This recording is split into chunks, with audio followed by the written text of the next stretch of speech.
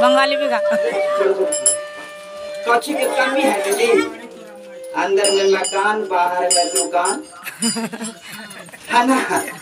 और बीच अंगना में महादेव का हम लोग का ज्ञान मिलता है। काची की कमी है दीदी बोलिए, जो सब कुछ छोड़ करके यहाँ पर आए। और हमको भी क्या कमी है महादेव की कमी, लेकिन हम लोग भी आते हैं। अरे शिवाजी छोड़ के